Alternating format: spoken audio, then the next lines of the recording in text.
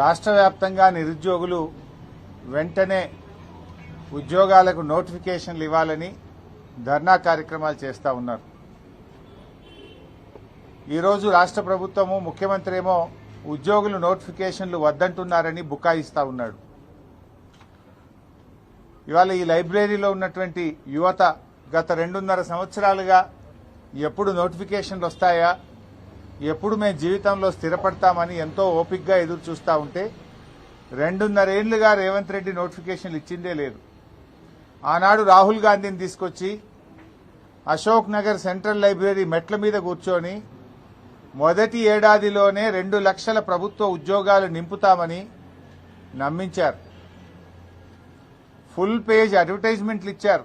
అన్ని పత్రికల్లో కూడా కాంగ్రెస్ ప్రభుత్వం అధికారంలోకి వచ్చిన మొదటి ఏడాదిలోనే 2 లక్షల ప్రభుత్వ ఉద్యోగాలని నమ్మబలికారు. ఆనాడు నిరుద్యోగులందరినీ కూడా ఒకతాటి మీదకి తెచ్చి బస్సు యాత్రలు పెట్టించి గ్రామాల్లోకి పంపించి పట్టణాల్లోకి పంపించి కాంగ్రెస్ కోటేయండి 2 లక్షల ఉద్యోగాలు వస్తాయని చెప్పించారు. తల్లిదండ్రులకు కూడా అమ్మ కాంగ్రెస్ కోటేస్తే మాకు ఉద్యోగం వస్తుందని చెప్పి ప్రచారం చేయించుకున్నారు. తల్లిదండ్రుల చేత కూడా ప్రచారం చేయించుకున్నారు. ఆనాడు నమ్మించారు, నేడు వంచింది. ఆనాడు నమ్మించడం, నేడు వంచడం కాంగ్రెస్ నైజం. కాంగ్రెస్ పార్టీ ఆనాడు చెప్పి ఇలా ముఖం చాటేసినారు.